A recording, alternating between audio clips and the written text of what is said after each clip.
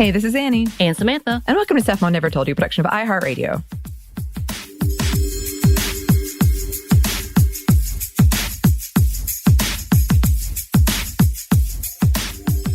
And welcome to another Feminist Around the World. We are still doing the AAPI History Month. Of course, we're going a little bit outside of the U.S. because that's what we typically like to do. And today we are focusing on Myanmar/Burma and an activist from there. We're talking about Wai Wai Nu, who is an activist and advocate who's been working to empower people all over the world. And her story is pretty amazing. Yeah, so Nu was born in Myanmar, where she grew up with her family, who are part of the Rohingya community.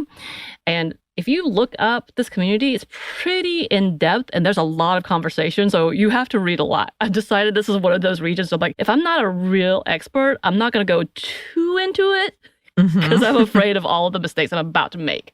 But here's what we do know. The Rohingya people are considered one of the most persecuted ethnic minorities, according to a National Geographic article, and are primarily a Muslim community with a small group identifying as Hindu.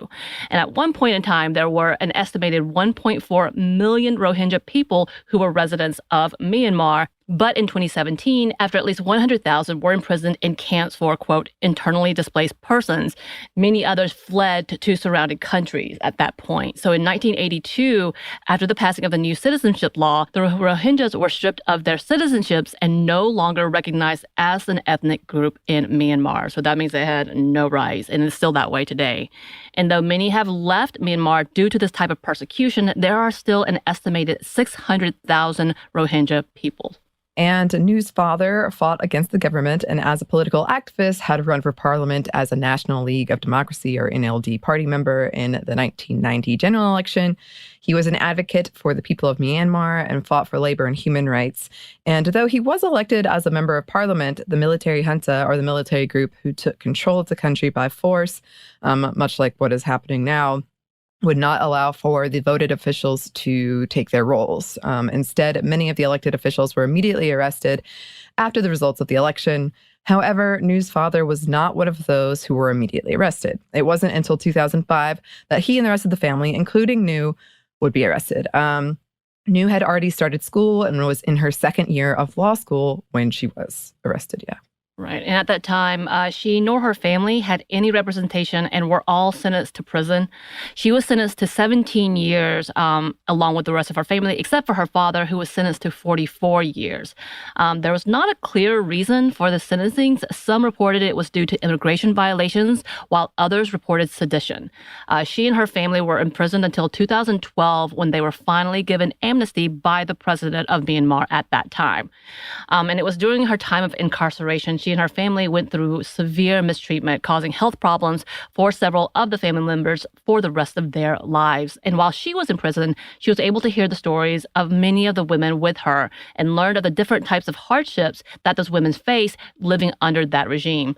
In an interview with Time magazine, she said, "After meeting so many people in prison who were not guilty of crimes, I realized I wanted to do something that could really change the country's political and economic system." And went on to say in another interview with Reuters, "I didn't want to wallow in self-pity after meeting them. Insane prison was my university about life." After being released, Nu went on to earn her law degree at the Yangon East University and would go on to start several nonprofits for her community. She started Women's Peace Network Arkan, where she worked for peace for the people of Myanmar, and Justice for Women, which is a network of women who are lawyers to provide legal assistance for women in need. And she has used her advocacy all over the world, speaking and educating people on the issue of domestic violence and on sexual harassment.